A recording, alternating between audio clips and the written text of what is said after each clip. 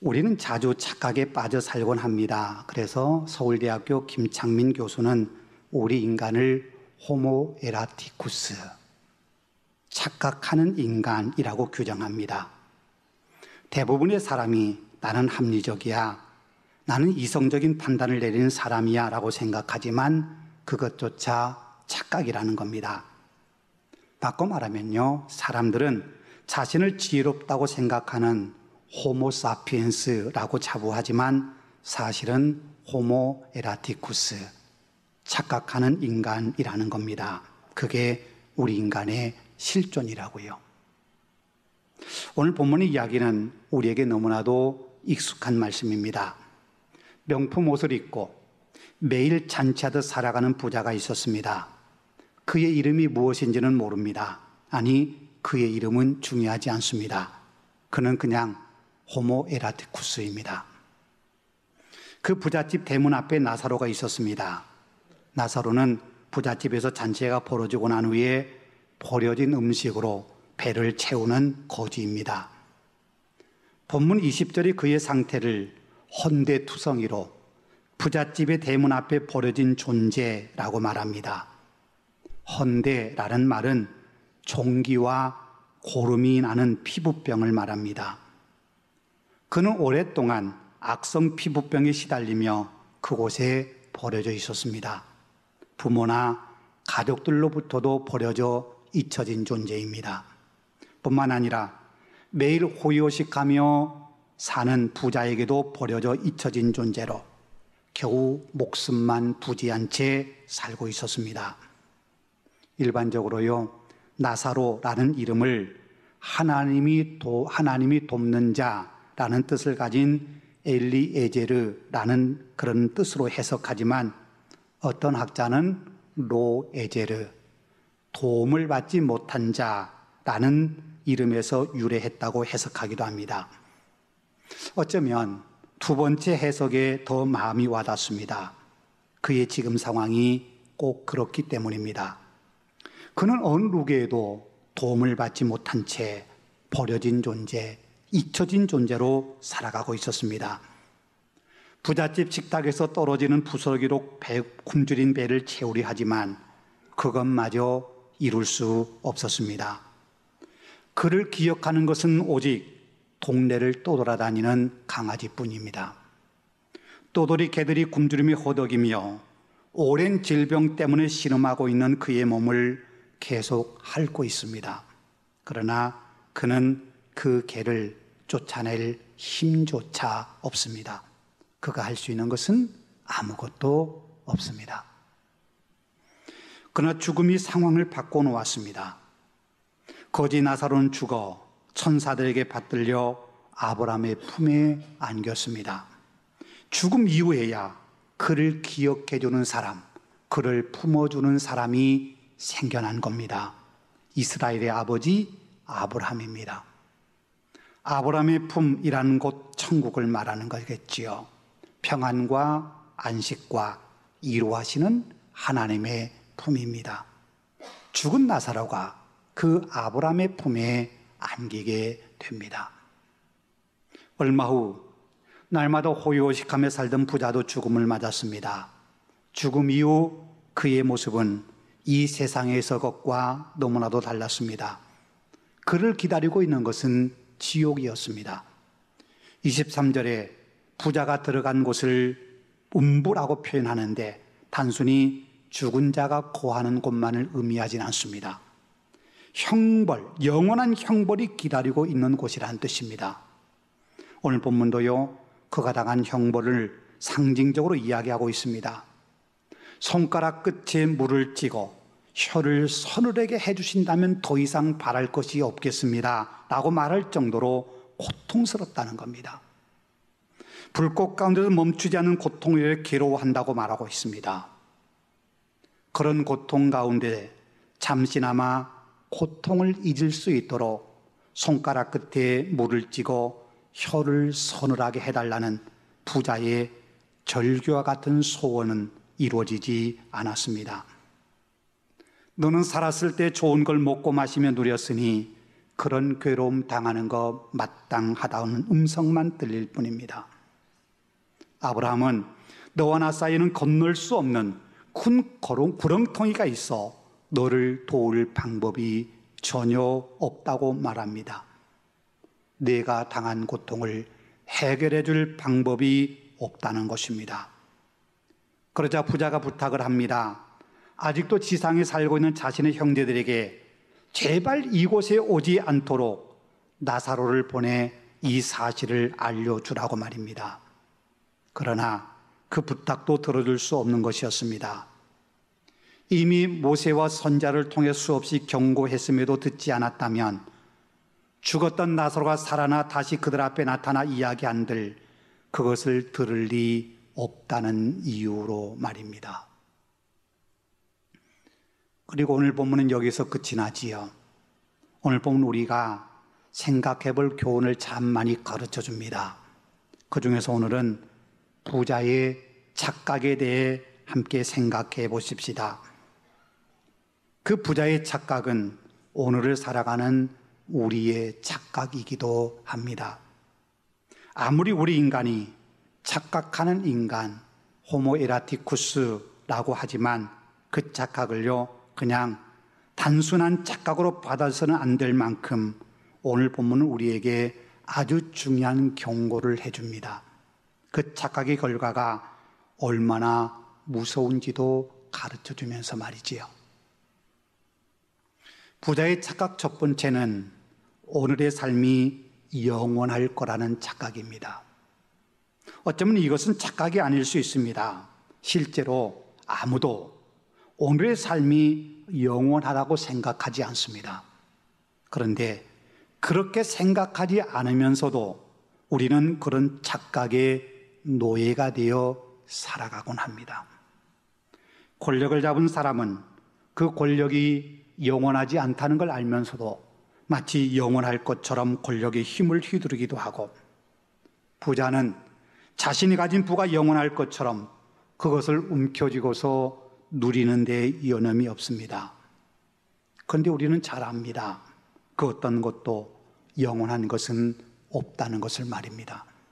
부도, 권세도, 건강도, 우리가 그렇게도 바라는 행복도 결코 그 순간이 영원히 지속되지는 않습니다. 아니, 오늘이라는 시간, 지금 우리가 처해 있는 환경이 결코 영원하지 않습니다. 그걸 우리는 잘 압니다. 그런데요, 우리의 삶을 들여다보면 달라집니다. 젊음이 영원할 것처럼 젊음의 시간을 낭비하기도 하고, 권력이 영원할 것처럼 아나무인으로 사람을 대하는 사람도 많지 않습니까? 더 중요한 것이 있습니다.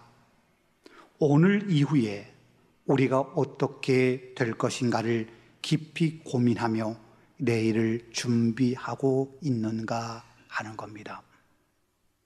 지난주에 나눈 말씀에 나오는 옳지 않은 청지기 비유를 떠올려 보십시다. 그는 지금까지 주인에게 큰 손해를 끼치는 삶을 살았습니다. 그런데 주인에게 칭찬받았던 이유는 그 이유를 생각하며 준비했기 때문입니다. 그 준비조차도 올바른 처신은 아니었지만 주인은 내일을 준비한다는 사실에 칭찬했습니다. 그렇다면 오늘 본문에 나오는 부자는 어떨까요? 청지기직에서 쫓겨날 위기에 처한 사람은 옳지 않는 방법을 써서라도 내일을 준비했습니다. 그래서 칭찬받았지요. 그런데 그 모든 것을 가졌고 누리고 있는 오늘 본문의 부자는 내일을 전혀 준비하지 않습니다. 마치 지금 자신이 누리고 있는 것이 영원할 것처럼, 그것을 영원히 누릴 것처럼 착각하며 살았습니다. 그런 그에게도 죽음이 찾아왔고 죽음 이후의 세계가 도래했습니다. 그가 전혀 생각하지 못한 미래가 그에게 들이닥친 겁니다. 전혀 생각하지 못했고 전혀 준비하지 못한 미래가 전혀 예상하지 못한 방식으로 그에게 찾아온 겁니다. 여러분, 우리는 어떻습니까? 우리는 죽음을 예견하고 있습니다.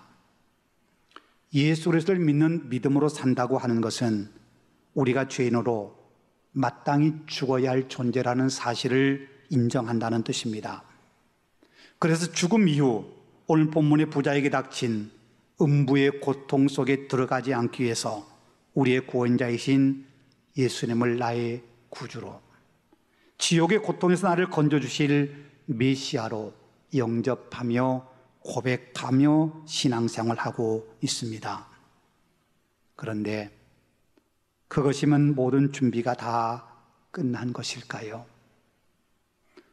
우리도 오늘 본문에 나오는 부자처럼 나만 잘 먹고 잘 살면 된다, 그런 생각으로 혹 살고 계시진 않습니까? 오늘 본문에 나오는 부자가 특별히 죄 지었단 말 없습니다.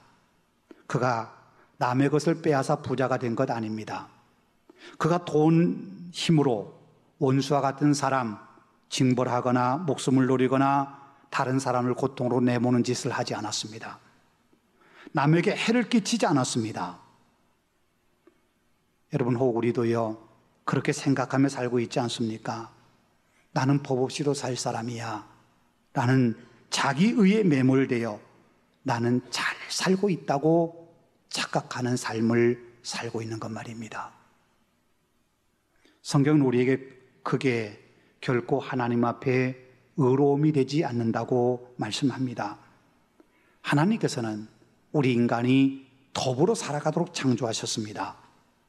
더불어 살아간다는 것은 창세기 2장에 나오는 것처럼 서로 돕는 존재여야 한다는 겁니다. 힘 있는 사람은 약한 사람을 돕고, 가진 사람을 덜 가진 사람을 돕고, 부자는 가난한 사람을 돕고 살아야 합니다. 그게 우리 인간을 창조하신 하나님의 뜻입니다. 그래서 구약 성경에서는 약자를 돕는 것이 지극히 당연한 의무라고 말씀합니다. 서로의 짐을 져줌으로 그리스도의 법을 성취하라는 말씀도, 매일 서로 피차 권면하여 죄의 유혹에 빠지지 않도록 하라는 말씀도 모두 서로를 돕는 자가 되라고 말씀하고 있는 겁니다. 여러분, 그런데 우리는 어떻습니까? 나 사는 거 문제없다고 다른 이에게 관심을 끄고 살고 계시진 않습니까? 내 문 앞에서 고통스럽게 혼대를 핥으며 신음하는 나사로를 모른 채 하진 않으셨습니까? 손을 잡아달라고 나에게 내민 손을 외면하신 적 없으십니까? 지금 내 삶을 누리라고, 내 삶을 누리느라 주변을 돌아볼 여유조차 없이 바쁘게만 살아오진 않으셨습니까? 지금 나만 괜찮으면 된다는 부자의 착각이 우리의 착각이 아니길 소망합니다. 우리도 어느 순간 아무도 나를 도와주지 않는 나사로가 될 수 있고, 음부에 떨어져 고통 중에 부르짖는 부자가 될 수 있다는 사실을 잊지 마십시다. 부자의 착각 두 번째는 기회가 또 있을 것이라는 착각입니다. 그리스 신화에 의하면 제우스의 아들 가이로스는 앞머리는 무성하고 길지만 뒤통수에는 머리카락이 전혀 없다고 합니다. 그 가이로스를 기회의 신이라고 부릅니다. 기회는 앞에서는 붙잡을 수 있지만 지나가고 난 뒤 뒤에서 잡으려 하면 머리카락이 하나 없기 때문에 잡히지 않는다는 겁니다. 우리 인생의 선배들은 그걸 잘 알았습니다. 기회란 항상 있는 것이 아니라는 교훈 말입니다. 오늘 본문에 나오는 부자도 그랬습니다. 좋은 옷 입고 맛있는 음식 먹고 인생을 즐길 때에는 모든 것이 기회인 듯 했습니다. 자신이 하고 싶은 건 뭐든지 할 수 있었기 때문입니다. 그런데 죽음에 이르렀을 때에는 모든 기회가 함께 사라지고 말았습니다. 오늘 본문에도 말씀합니다. 음부에 떨어진 부자가요, 너무 고통스러워 아브라함에게 나사로를 보내 손가락 끝에 물을 찌고 혀를 서늘하게 해달라고 요청합니다.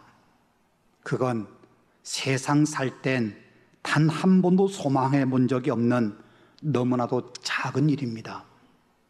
손가락 끝에 묻은 물이 아니라 그는 매일 최고급 포도주를 먹고 마셨을 겁니다. 한마디로 하면, 말 한마디 하면 하인들이 그 앞에 물을 대령했습니다. 그런데 지옥에 떨어진 후 다시는 그런 명령이 통하지 않습니다. 아니, 부탁을 해도 들어주지 않습니다.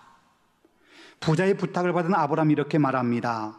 너희와 우리 사이에 큰 수렁이 있어서 우리 쪽에서 너희에게 가고 싶어도 갈 수 없고 너희 쪽에서도 아무도 우리에게 건너올 수 없다. 더 이상 부자의 부탁을 들어줄 수 없다는 겁니다. 이제 그에게 모든 기회는 사라지고 말았습니다. 여러분, 그래요. 우리가 세상을 살아가는 동안에는 여전히 기회가 있습니다. 앞머리가 무성한 기회라는 놈이 언제 우리 앞에 나타날지 모르지만 언젠가 분명 나타날 겁니다. 그러나 그런 기회가 사라질 날이 반드시 옵니다. 그러기에 기회를 선용할 수 있을 때 그 기회를 잘 활용해야 합니다. 오늘 본문에 나오는 부자는 이 땅에 사는 동안 수없이 많은 기회 중에서 잃어버린 것, 중요한 것 하나가 있습니다. 그것은 나사로를 바라보는 기회입니다. 그는 대문 앞에서 고통 가운데 신음하는 나사로에게 눈길을 주지 않습니다. 어쩌면 집을 드나들면서 하루에도 여러 번씩 나사로를 보았을 겁니다. 그런데 그는 나사로에게 눈길 주지 않았습니다. 궁일의 마음으로 그를 바라보지 않았습니다. 그에게 나사로는 없는 사람, 요즘 흔히 말하는 대로 투명 인간과 같았습니다. 투명 인간 취급을 해도 마음에 전혀 불편함이 없었습니다. 어쩌면 나사로가요, 그 집 대문 앞에 있었다는 것은 그를 살피도록 하나님께서 기회를 주신 것인지도 모릅니다. 그런데 그는 나사로를 보지 못했습니다. 나사로를 볼 수 있는 여러 번의 기회와 여건이 주어졌는데도 그는 그 기회를 모두 놓쳐버렸습니다. 그리고 난 후 음부에 가서야 나사로가 보입니다. 그런데 그에게는 더 이상 선택할 기회도, 부탁을 해도 들어줄 기회도 다 상실하고 말았습니다. 여러분, 하나님께서 우리에게 아직도 호흡하며 살게 하신 것은 우리에게 기회가 남아 있다는 뜻이겠지요. 그러나 그 기회는 영원하지 않습니다. 언젠가 우리에게도요, 기회가 사라질 날이 반드시 옵니다. 아직 기회가 남아있을 때 그 기회를 잘 선용해야 합니다. 선을 행할 기회, 자비를 베풀 기회, 용서할 기회, 손을 내밀 기회, 품어줄 수 있는 기회, 이해하고 배려할 수 있는 기회, 악수할 수 있는 기회, 나누어 줄 수 있는 기회. 여러분, 우리에게 그런 기회가 있을 때 그 기회를 놓치지 마십시다. 언젠가 기회가 사라질 때 땅을 치고 후회해도 기회는 다시 되돌아오지 않습니다. 부자의 착각 세 번째는요, 기적을 보면 사람이 바뀔 거라는 착각입니다. 자신에게 더 이상 기회가 없다고 한 사실을 알게 된 이 부자가 한 가지 요청을 하지요. 나사로를 다시 세상에 보내 세상에 남아있는 내 5 형제에게 자신처럼 살지 말라고, 자신처럼 살다가 이런 음부의 고통에 오는 일이 없도록 해달라고 부탁하는 겁니다. 어쩌면 그 5 형제도 자기처럼 살고 있는지도 모릅니다. 그는 죽었던 나사로가 살아 돌아가 증언한다면 자신처럼 살고 있는 자신의 형제들이 그 말을 듣고 회개하고 돌아올 거라고 생각했습니다. 그런데 그것 역시 착각이었습니다. 오늘 본문이 이렇게 말씀합니다. 모세와 선지자들에게 듣지 아니하면 비록 죽은 자 가운데 살아나는 자가 있을지라도 권함을 받지 아니하리라. 이미 모세 율법을 통해서 또 선지자들의 외침을 통해서 수없이 하나님의 말씀이 선포되었습니다. 그런데 사람들은 그 말에 귀를 닫았습니다. 이미 귀를 닫고 살아가는 사람들에겐 죽은 자가 다시 살아나 증언한다 하더라도 그들은 여전히 귀를 닫고 꿈쩍도 하지 않을 겁니다.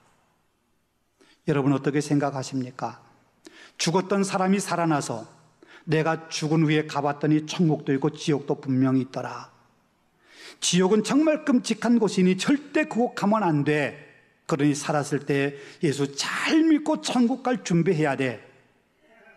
그렇게 말한다면 그동안 믿지 않았던 사람들이 그 말 듣고 회개하고 예수님 믿게 될까요? 지금껏 많은 사람들이 그런 증언을 했습니다. 그런데도 사람들은 그 말을 믿지 않았습니다. 다 지어낸 거짓말이라고 했습니다. 성경에도요, 분명 지옥이 있고 그 지옥에 들어가면 영원한 형벌과 고통을 받는다고 기록하고 있습니다. 그런데 사람들은 그 말씀에 아무런 반응도 보이지 않습니다. 얼마나 많은 사람들이 그렇습니까? 성경이 수천 년도부터 하나님을 믿고 경외하는 것이 인간의 본질이라고 본분이라고 가르치는데도 그 말씀에 귀 기울이지 않는 사람들, 여전히 그 말씀은 그저 먼 말씀일 뿐입니다. 하나님께서 독생자를 이 땅에 보내주시고 예수님께서 십자가에 죽으시면서까지 하나님의 사랑을 증명해 주셨는데 여전히 그 사랑을 받아들이지 않고 믿지 않는 사람들이 세상에 얼마나 많습니까? 그런데 죽었던 사람이 다시 살아나서 증언한다고 정말 그들이 믿을까요? 예수님은 죽음에서 부활하지 않으셨습니까? 이미 예수님이 부활로 증명해 주셨는데, 이미 놀라운 기적을 행하셨는데 여전히 예수님이 하나님의 아들이라는 사실을 믿지 않는 사람들이 세상에 얼마나 많은지 모릅니다. 심지어요, 가장 종교적인 사람이라고 하는 대제사장이나 바리새인들도 그랬습니다. 우리도 간혹 그런 착각에 빠지곤 합니다.